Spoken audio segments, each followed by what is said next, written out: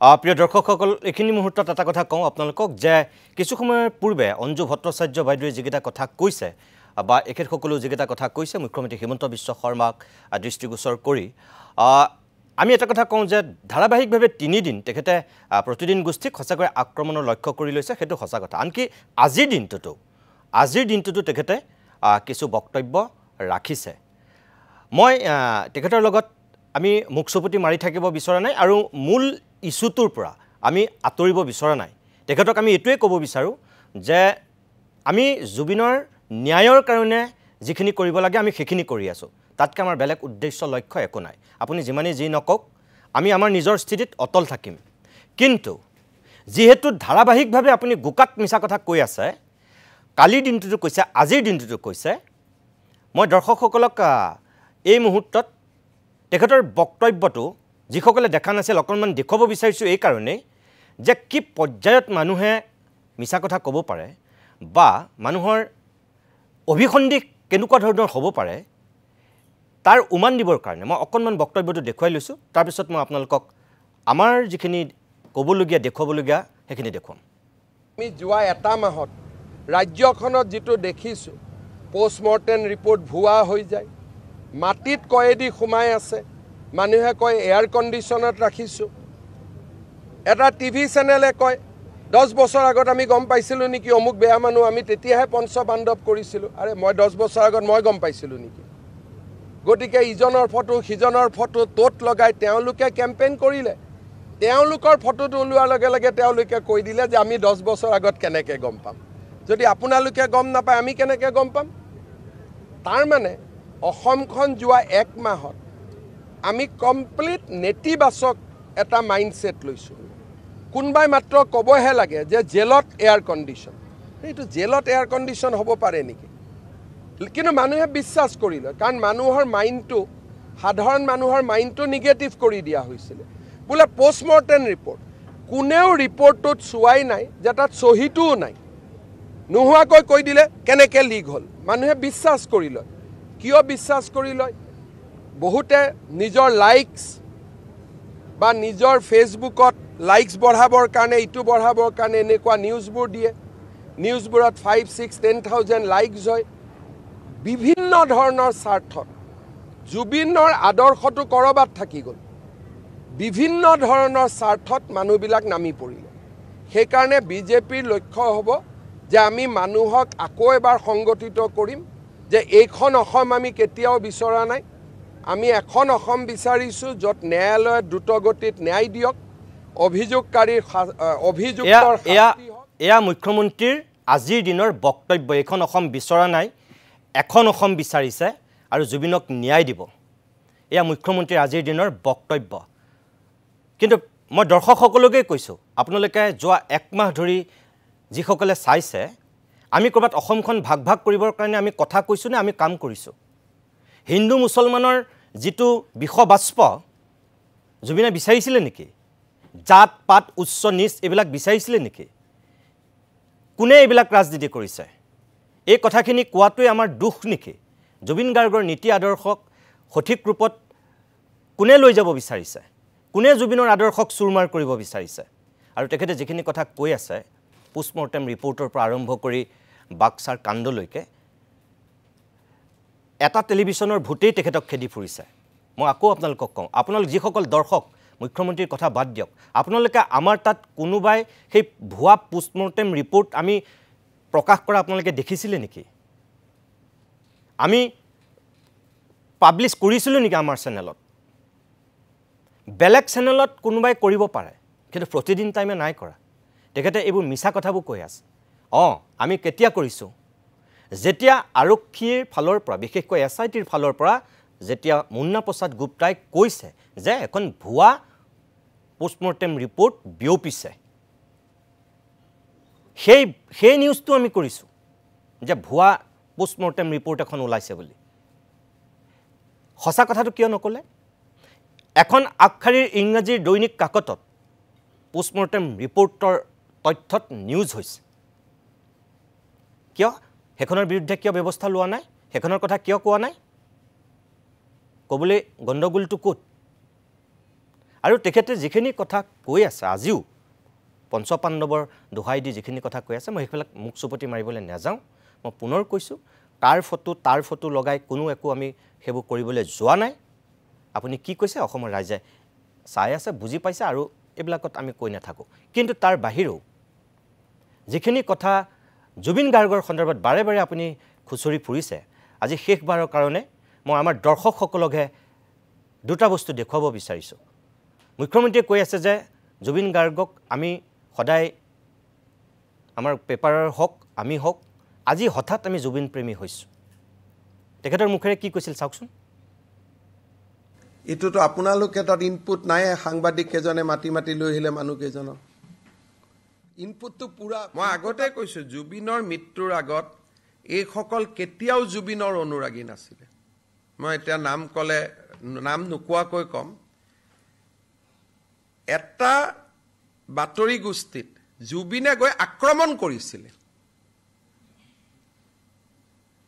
অতিষ্ঠ হৈ জুবিনৰ বিপক্ষে লিখি থকাৰ কাৰণে আপোনালোকৰ মনত আছে নাই নাজানো এটা বাতৰি কাকত গোষ্ঠীয়ে 3 দিন মোৰ বিষয়ে যেনেকৈ লিখে একজেক্ট সেই শব্দবোৰ ব্যৱহাৰ কৰি 3 দিন জুবিন গাৰ্গৰ কথা লিখিছিল শেষত জুবিনে অতিষ্ঠ হৈ বাতৰি কাকত গোষ্ঠীটোক আক্ৰমণ কৰেগৈ আক্ৰমণ মানে তাৰ যিটো মেজাজ আছিল গেট ভাঙি সোমাই গ'ল তেতিয়া পেপাৰখনে পিছদিনাখন লিখিলে যে জুবিন গাৰ্গৰ সাংস্কৃতিক অনুষ্ঠান বৰ্জন কৰিব লাগে সেই অনুষ্ঠানটোৰে ডিব্ৰুগড়ত এটা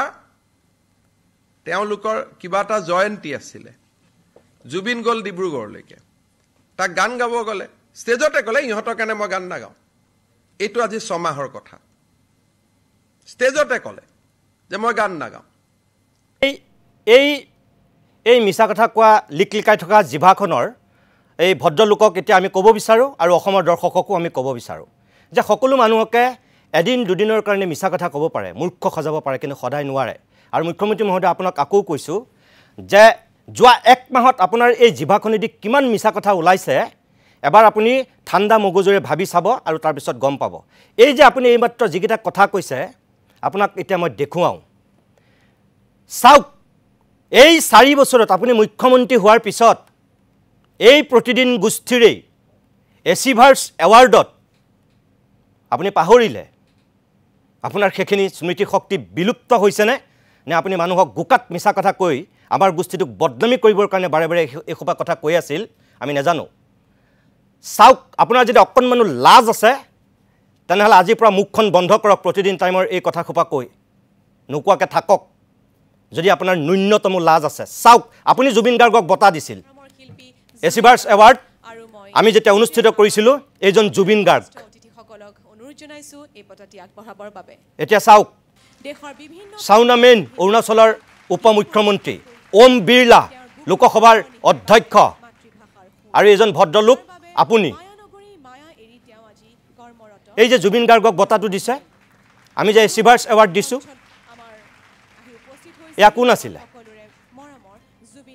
এই এচিভাৰ্ছ এৱাৰ্ড বঁটাটো কোনে দিছিলে এই মানপত্ৰখন কোনে দিছে এই ওম বিৰলাৰ উপস্থিতিত এইটো আপোনাৰ ভূত নে আপুনি নিজে হিমন্ত বিশ্বৰ এইটো ভূত নেকি মই অসমৰ দৰ্শকসকলক দেখুৱাইছোঁ তেওঁ মুখ্যমন্ত্ৰী হোৱাৰ পিছত জুবিন গাৰ্গক ইয়াৰ আগতো আমি এবাৰ বঁটা দিছোঁ এয়া তেখেতে দিয়া বঁটা আৰু তাৰপিছত তেখেতে কয় এইবিলাক আচলতে এটা কথা ভুমুৰা আৰু গোবৰুৱা দেখিবলৈ একেই কিন্তু ভুমুৰাৰ কাম আৰু গোবৰুৱাৰ কাম মানুহে দেখাৰ পিছত গম পায় যে কোনটো ভুমুৰা কোনটো গোবৰুৱা এটা গোবৰত পৰে আৰু এটা ফুলত পৰে ফুলত পৰাটোক আমি গম পাওঁ এইটো ভুমুৰা ফুলৰ মৌ চুহিছে আৰু এটা গোবৰত পৰে আৰু সেইটো আমি গম পাওঁ এইটোৱে গোবৰুৱা আপুনি এতিয়া ভুমুৰা নে আপুনি গোবৰুৱা আপুনি নিজে নিজক সোধক মই একো নকওঁ 2 নম্বৰ আপুনি কৈছে ডিব্ৰুগড়ত সদায় মিছা কথাই 3 দিন ধাৰাবাহিকভাৱে মিছা কথা কৈ আছে ডিব্ৰুগড়ত তেওঁ গান নাগাওঁ বুলি ক'লে এটাও গান নাগালে মই দৰ্শকসকলক এতিয়া দেখুৱাইছোঁ ডিব্ৰুগড়ৰ এই যোৱা আমাৰ যিটো এচিভাৰ্ছ এৱাৰ্ড জুবিন গাৰ্গৰ অনুষ্ঠানটোক মই অকণমান আপোনালোকক দেখুৱাওঁ গান গাইছিলে নে নাই আপুনি এবাৰ চাওক দুইটা চকু যদি ঠিকে আছে কাণ দুখন যদি ঠিকে আছে এবাৰ চাওক যে তুকা হুয়ানা মোৰ প্ৰেমৰে থাপনাত তুলসী হুয়ানা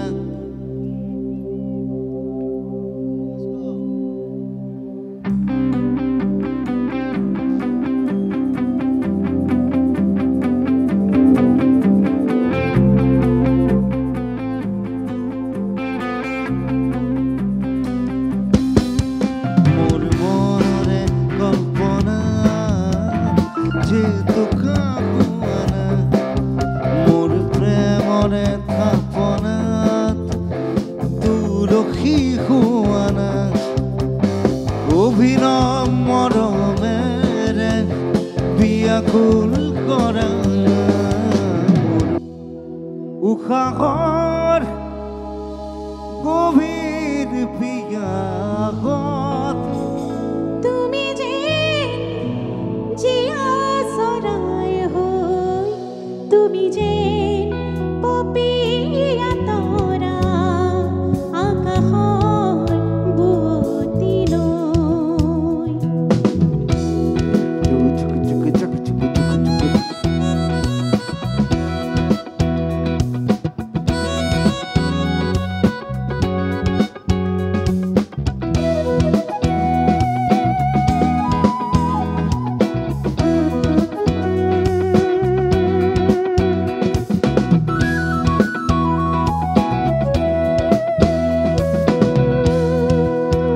মায়াবিনী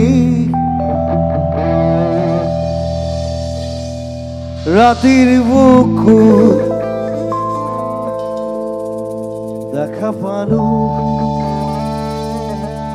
তোমাৰ ছবি ধৰা দিলা গোপনে আহি ইয়াৰ কোন প্ৰিয় দৰ্শক এটা এটাকৈ মই তিনিটা গান আপোনালোকক দেখুৱাইছোঁ ইয়াত ডিব্ৰুগড়ৰ মঞ্চত ডিব্ৰুগড়ৰ এচিভাৰ্ছ এৱাৰ্ড তাত ডিব্ৰুগড়ৰ চৌকিডিঙি খেলপথাৰৰ হাজাৰ হাজাৰ মানুহ তাৰ সাক্ষী আছিল জুবিনে তাত সঁচাকৈ এটাও গান নোগোৱাকৈ এটাও গান নাগাওঁ বুলি কৈ নামি আহিছিল নে সঁচাকৈ এনেকৈ এই গীত গাইছিল এই মুখ্যমন্ত্ৰীৰ আসনত থকা মানুহজনে কিমান মিছা কথা ক'ব পাৰে কিমান মানুহক বিপথে পৰিচালিত কৰিব পাৰে কিমান অসৎ কথা ক'ব পাৰে যোৱা 40 বছৰত ইমান গুক্কাত মিছা কথা কোৱা